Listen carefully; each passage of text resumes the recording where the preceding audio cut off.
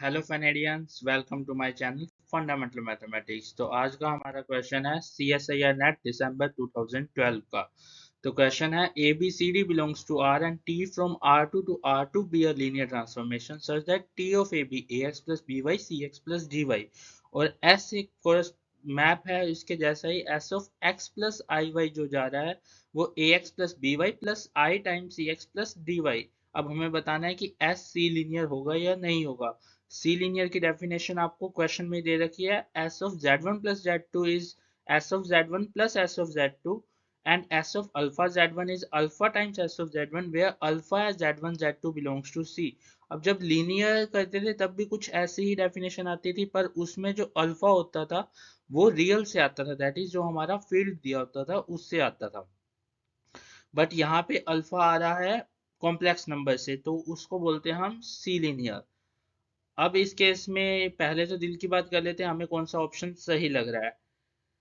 तो सी लीनियर है तो लीनियरिटी तो कंडीशन सेटिस्फाई हो ही जाएगी क्योंकि टी एक लीनियर ट्रांसफॉर्मेशन है, और लीनियरिटी की कंडीशन तो सेटिस्फाई हो जाएगी। दिक्कत आएगी अल्फा में, क्योंकि अल्फा लीनियर के लिए हमारा अल्फा होता था रियल नंबर से और यहाँ पे अल्फा कॉम्प्लेक्स नंबर, तो यहाँ पे हमें दिक्कत आ सकती है, तो ये देखने की जरूरत है।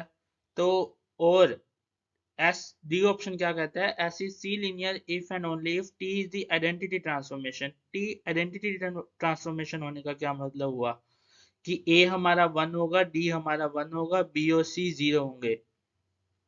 तो डी ऑप्शन के सही होने के चांसेस भी बहुत ही कम है, क्योंकि only one possible case A B C D सब की वैल्यू निकाल दे तो उसके चांसेस बहुत कम है, तो हमें डी तो फॉल्स ही लग रहा है। प्लस अगर हमारा ए सही होता है तो बी भी सही होगा, क्योंकि बी तो सिर्फ कुछ रेस्ट्रिक्शन ही दे दी है बी और डी पे हमें।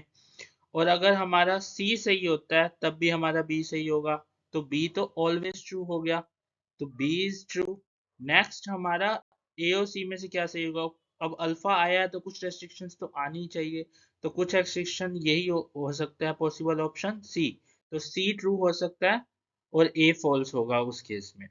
तो ये हमारे दिल की बात है। अब देखते हैं कि क्या ऐसा ही हो रहा है या थोड़ी सी ट्रिक है और हमें पूरा ही सोल्व, वैसे तो पूरा ही सोल्व करना चाहिए हमें, पर ये थोड़ा सा ट्रिक देख सकते हो तो ये थोड़ा आइडिया हो जाता है आपको आंसर क्या हो सकता है और हमें क्या चीज देखनी है।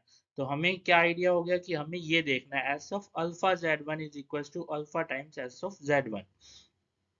तो अब हम ये देखेंगे, तो S of alpha Z is equal to alpha times S of Z है या नहीं। तो अल्फा क्या हो जाएगा हमारा alpha one plus I alpha two, और जेड क्या हो जाएगा एक्स प्लस आई वाई। तो इसको खोल दिया। अब इन दोनों, अब एस कैसे एलिमेंट्स पे लगता है, एक्स प्लस आई वाई जैसे दिखने वाले एलिमेंट पे।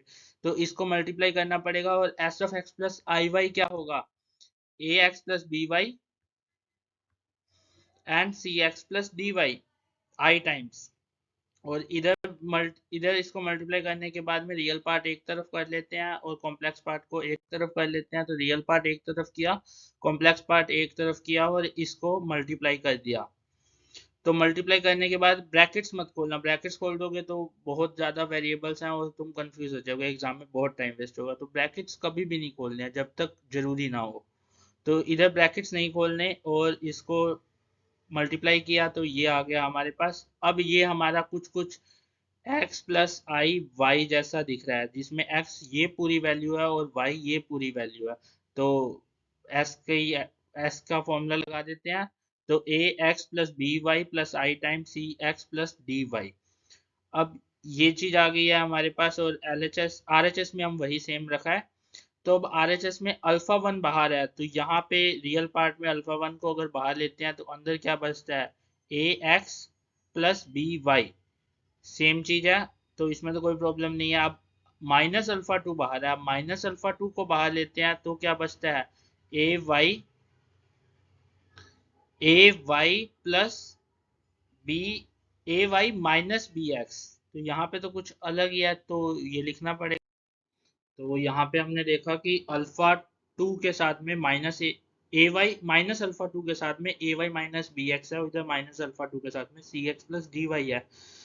तो x के साथ में क्या है सी, x के साथ में क्या है माइनस बी, तो C is equal to minus B होना पड़ेगा। सिमिलरली वाई के साथ में ए है और वाई के साथ में डी है, तो ए और डी को इक्वल होना पड़ेगा और बी और माइनस सी को इक्वल होना पड़ेगा, जो कि हमारा सी ऑप्शन कह रहा है। पर अब हमें देखना पड़ेगा कि क्या कॉम्प्लेक्स नंबर वाला पार्ट भी कोई रेस्ट्रिक्शन ला रहा है या नहीं ला रहा है। तो कॉम्प्लेक्स पार्ट वाला जब देखा तो अल्फा वन के साथ में सी एक्स प्लस डी वाई है, अल्फा वन के साथ में सी एक्स प्लस डी वाई बिल्कुल सेम है, अल्फा टू के साथ में माइनस सी एक्स प्लस डी वाई है, और इधर अल्फा टू के साथ में है A X plus B Y.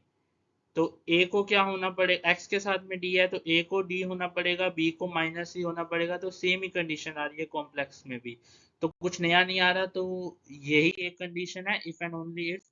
तो हमारा क्वेश्चन का सोल्यूशन क्या हो गया, ऐसी C linear only if B is equal to minus C and D is equal to A. Since C सही है बी तो सही होगा ही होगा, तो बी और सी ट्रू है, ट्रू स्टेटमेंट है इसमें, और ए और डी फॉल्स स्टेटमेंट है।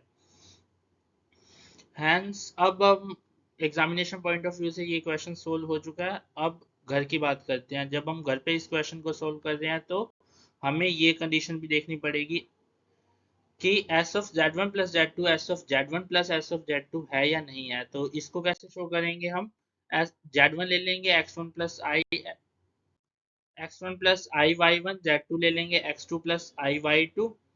तो S of Z one plus Z two देखते हैं क्या होता है, X one plus I Y one plus X two plus I Y two, real part एक तरफ इमेजिनरी पार्ट एक तरफ कर लेंगे और फिर एस का फॉर्मूला लगाएंगे तो कुछ ऐसा इंटरफेस बन जाएगा। अब हमें क्या चाहिए, S of Z one plus S of Z two. तो वन वाली टर्म्स मतलब एक्स वन और वाई वन एक तरफ कर लेंगे और एक्स टू और वाई टू एक तरफ कर लेंगे। तो इनको एक तरफ किया तो ये तो एस ऑफ जेड वन ही बन गया और ये एस ऑफ जेड टू ही बन गया। तो S of Z one plus Z two के बराबर हो गया। Hence we are done, thank you for watching. तो हमारा ये क्वेश्चन सोल्व हो गया जिसमें बी और सी ऑप्शन ट्रू है, ए और डी ऑप्शन फॉल्स है। Thank you very much.